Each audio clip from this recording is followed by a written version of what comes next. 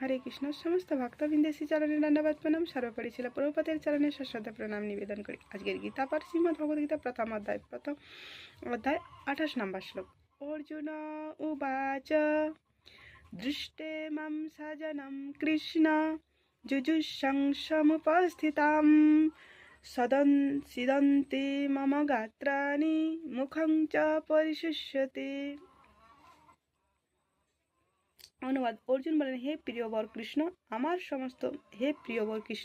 আমার সমস্ত বন্ধু বান্ধব ও আত্মীয় স্বজনদের এভাবে যুদ্ধবিলাসী হয়ে আমার সামনে অবস্থান করতে দেখে আমার অঙ্গ প্রত্যঙ্গ অবশ হচ্ছে এবং মুখ শুষ্ক হয়ে উঠছে।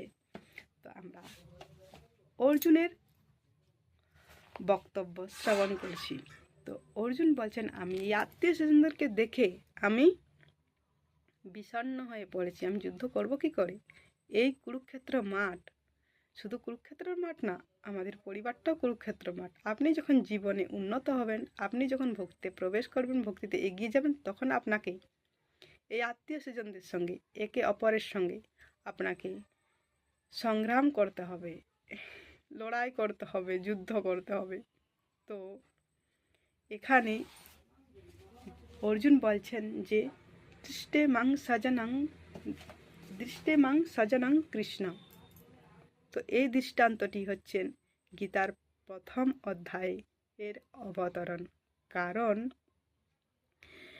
যখন ভক্তের ভিতরে একটা মমতা জাগরিত হয়, যখন ভক্ত ভগবানকে ভালোবাসে, তখন তিনি সকলকেই ভালোবাসেন। তাই এই আত্মীয় স্বজনদের মধ্যে যুদ্ধ করা, তার মধ্যে একটা মমতা। তো এই আত্মা পরমাত্মার সঙ্গে আমাদের চিরকালের আত্মীয়, তাই ভক্তরা সকলকেই ভালোবাসেন। পরবর্তী আলোচনা পরের শ্লোকে। হরে কৃষ্ণ।